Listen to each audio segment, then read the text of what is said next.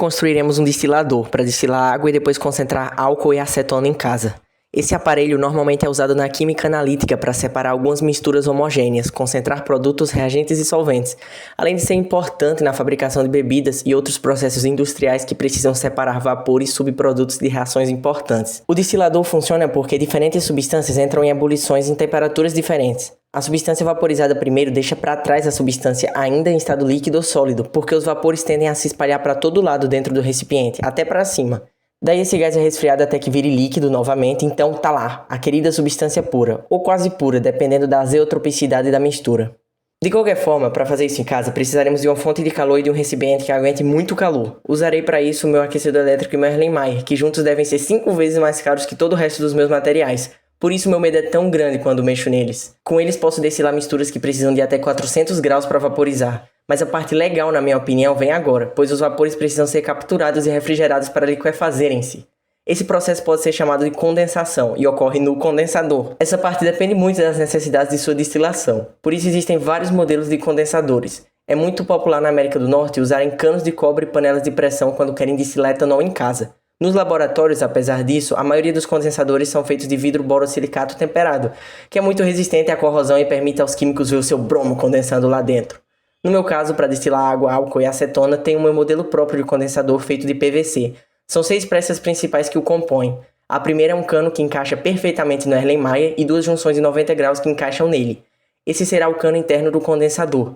Em teoria, os vapores do destilado entrarão em um lado desse cano, condensarão ao encostar em suas paredes de plástico refrigeradas e esperançosamente escorrerão do outro lado já em forma de líquido. Para o sistema que refrigera esse cano interno, precisamos de um cano externo de diâmetro maior para caber a água e refrigerante, com 2 tampas exclusivas para ele. Para mim, meio metro já é um bom comprimento, então nem precisamos cortar esse. Para o sistema hidráulico que envolve o refrigerador, estarei usando mangueirinhas de poliuretano e uma bombinha a vácuo operando a 12 volts. As mangueiras não precisam ser de nenhum material em particular, apenas serem maleáveis e a bomba só precisa ser forte o suficiente. Além disso tudo, só precisamos de um recipiente que colete o destilado, que pode ser qualquer um da sua escolha, e uma bacia ou balde de plástico para água refrigerante. Desse longo cano interno, corta um segmento com mais ou menos 60 cm, pelo menos 5 cm maior para cada lado em relação ao cano externo. Também corta um pequeno segmento que conecte o Erlenmeyer ao cano interno através da primeira junção. O resto do cano pode ser útil para conectar a junção final ao recipiente de recepção, se ele ficar muito embaixo da saída.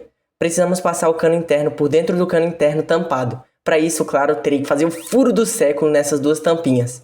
Por sorte, o PVC derrete igual manteiga em temperaturas acima de 250 graus, então pacientemente esquento esse pregão e faço furinhos em forma de círculo, com a ajuda do marcador até que o cano interno passe pelas 2 tampinhas. Provavelmente o ideal seria usar uma broquinha muito rápida, mas essa é literalmente a minha primeira vez trabalhando com PVC.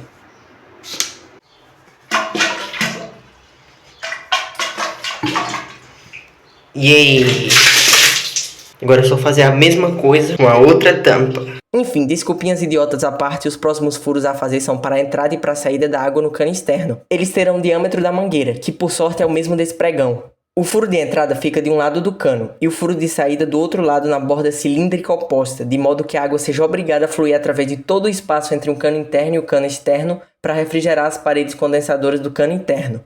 O ideal seria fazer isso, mas a minha confiança na bombinha não era tão grande quanto é agora. De qualquer forma, funciona do mesmo jeito, desde que todo o cano interno seja rodeado externamente pela água fluindo.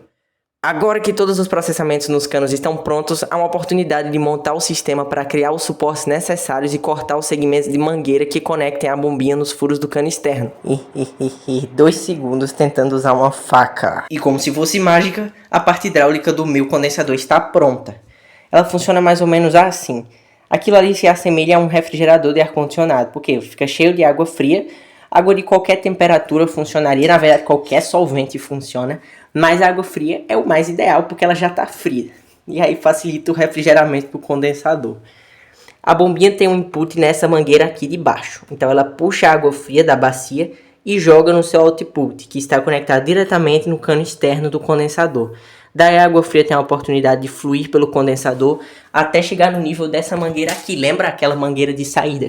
Não importa o quão apertados os furos estão entre a tampa do cano externo e o cano interno, ou entre as mangueiras e o cano externo, eles apresentam vazamentos. Mas é para isso que temos a resina epóxi. Só que antes disso, gosto de lavar todos os canos porque é a última chance de fazer isso antes de selar a estrutura interna de uma vez por todas. Agora que tudo está devidamente limpo e ajustado, é hora de preparar a resina e selar todas essas junções. Finalmente está pronto e devidamente selado o meu maravilhoso condensador. Parece demais uma arma ultra tecnológica que atira laser. Além disso, dá muita vontade de bater em alguém até a morte. No outro dia, já monto o destilador animado para testar seu sistema hidráulico, mas a junção entre a mangueira e a bombinha é inconveniente demais e não encaixa de jeito nenhum. Ok, não funciona. A coisa funciona, mas tá toda errada. A água tá saindo pra fora. Tá vazando na bomba.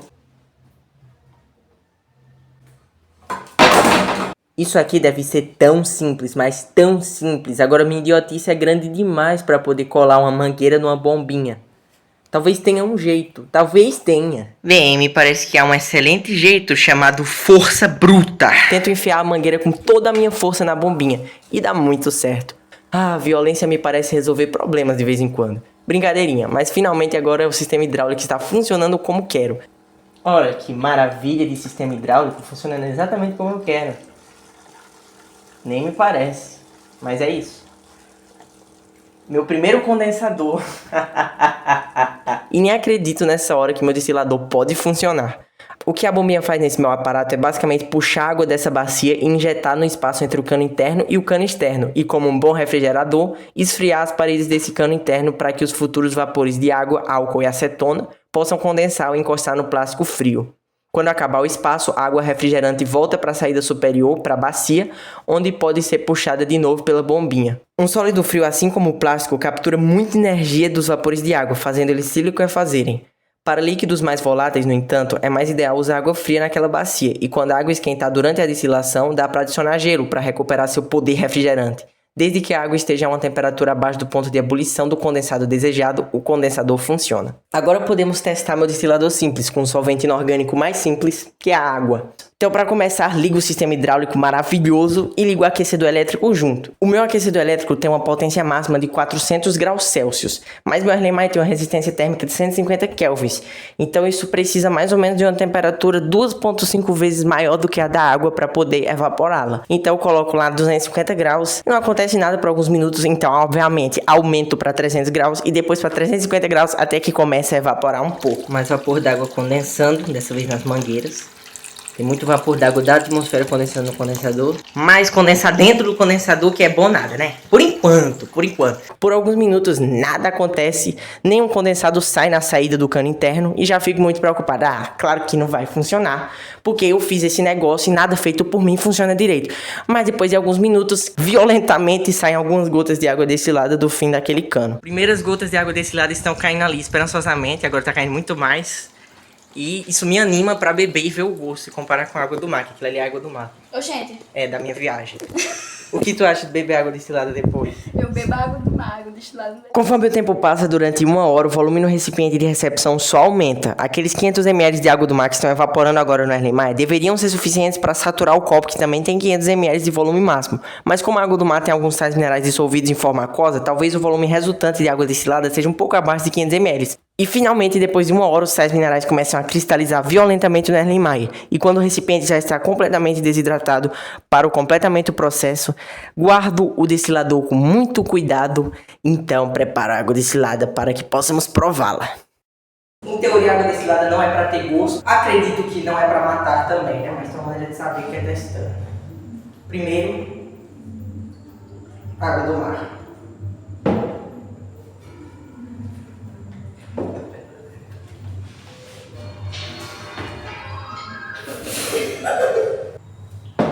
Cinco, 4 bolas grande. 3, 2, 1.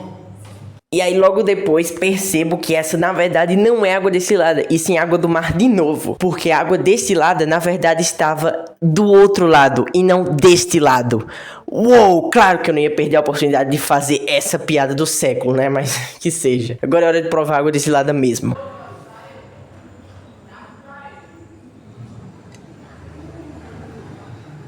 Não tem gosto de nada! É água quente. Tem gosto de nada. Sem mentira, ela tá um pouco doce, um pouquinho doce, como se tivesse algum solvente como éter, assim. Não é doce de açúcar, é doce de solvente mesmo. Mas assim, na minha opinião, tá muito legal isso aqui. Porque vocês não provam também. Pra ter opiniões objetivas sobre qual botar. de água. Eu tô com medo de morrer. Morrer por causa de água? Mas se ele morrer, ele vai se sentir culpado, não é? Não, pô. É água quente. É água quente, então. Só É que água quente.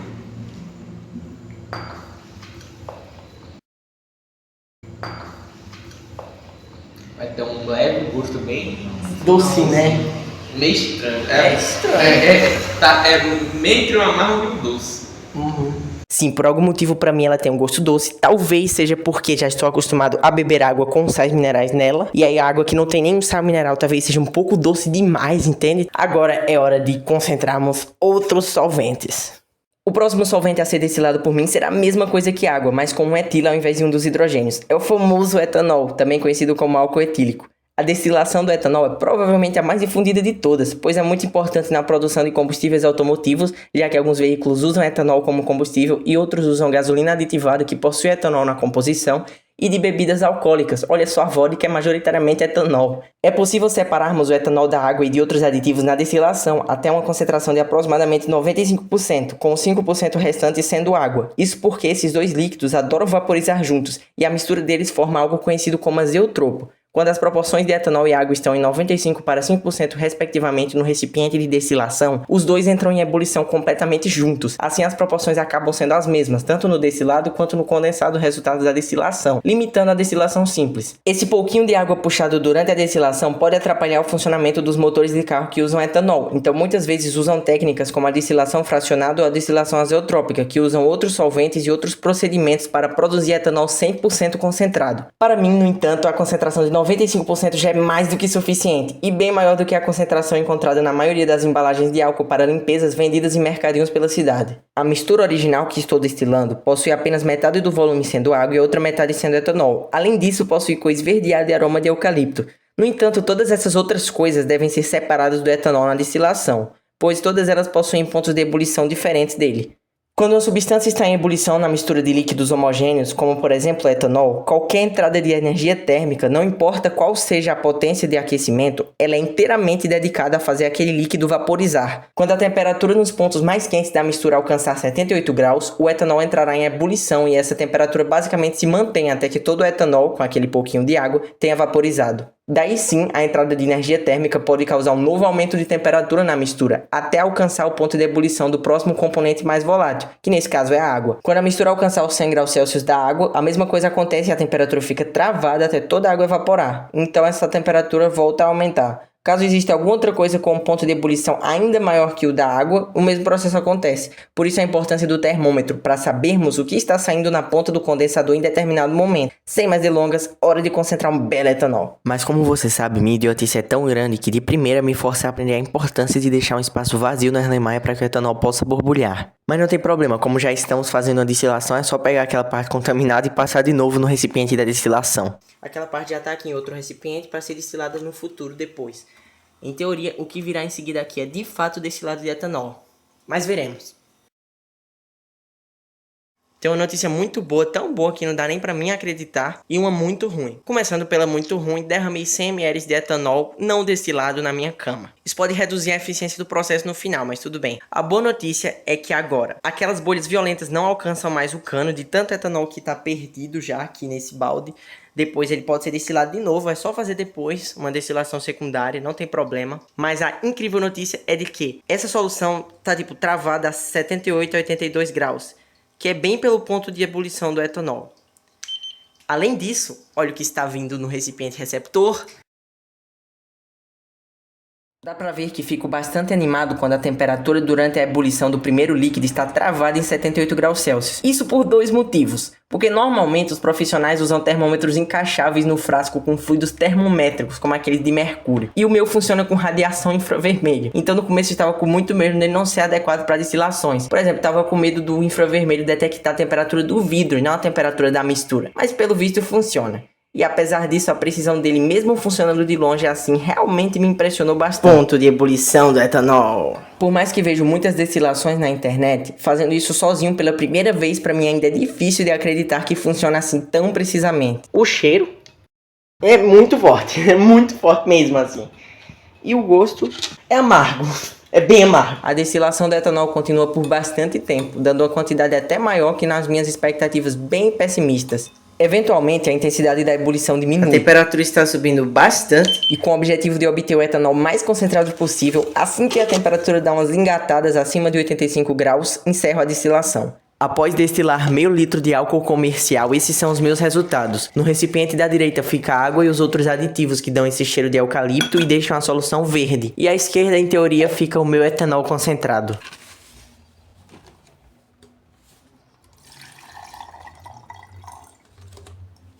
É transparente mesmo! Esse resultado é decente para mim, pois o volume de água e etanol, de acordo com a embalagem, é para ser realmente parecido.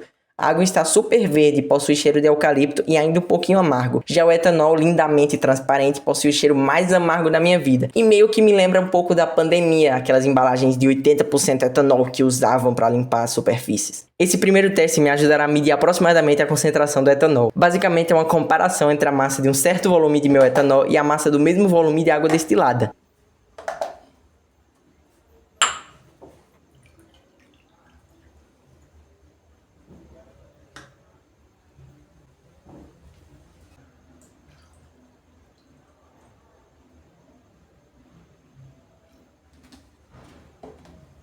Levantando os dois recipientes, já sinto a leveza do meu etanol, mas na balança os resultados são muito bons também. A densidade do meu etanol é de aproximadamente 75 a 80% a densidade da água destilada, o que indica imprecisamente uma concentração ao menos acima de 90%. Prometo que da próxima vez uso um densímetro e dou um dado muito melhor para vocês do que esse. O próximo teste, no entanto, provará a concentração do meu etanol e envolve minha propriedade favorita dessa substância.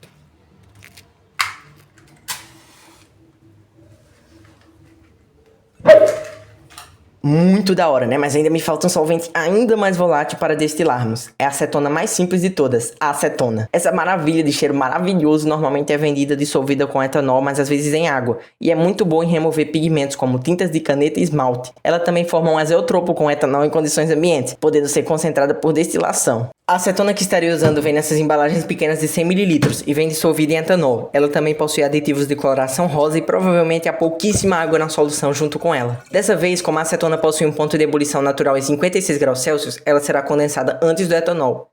Repetindo isso uma última vez, a acetona é bem mais fácil de vaporizar, mas também difícil de condensar por conta do seu baixo ponto de ebulição. Então a água refrigerante precisa estar praticamente congelando para alcançarmos a eficiência máxima nessa destilação. Dessa vez tudo correu muito mais rápido, em questão de 5 minutos a temperatura na solução alcança o ponto de ebulição da acetona, mas dessa vez passa direto dele. Fico muito nervoso, mas a temperatura depois trava em 66 graus Celsius. Olha só que maravilha!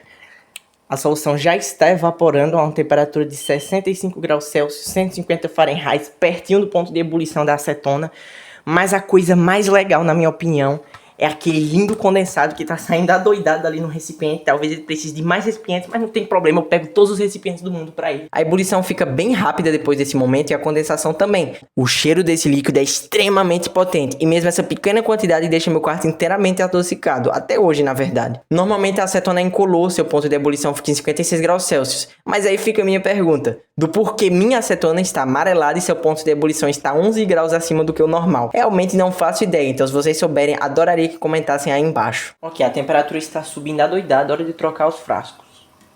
Em teoria o que cairá aqui será majoritariamente etanol agora. Daí troco o recipiente para receber o próximo componente da mistura. Daí uma nova ebulição inicia naqueles lindos 78 graus Celsius familiares, então assumo que estamos produzindo etanol destilado também. Praticamente metade do volume restante é etanol. Quando a temperatura começa a se forçar um pouco para cima, eu paro a destilação. Aquele líquido extremamente rosa parece cheiroso de longe, mas até hoje o cheiro me aterroriza só de lembrar.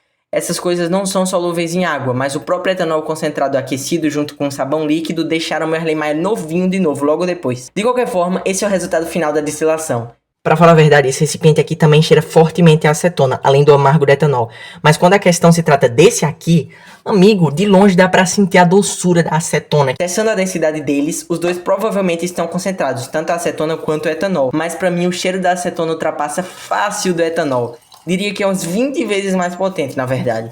Em teoria, a acetona deve ser inflamável também, mas a minha realmente quer ser vencida pelo etanol nesse teste.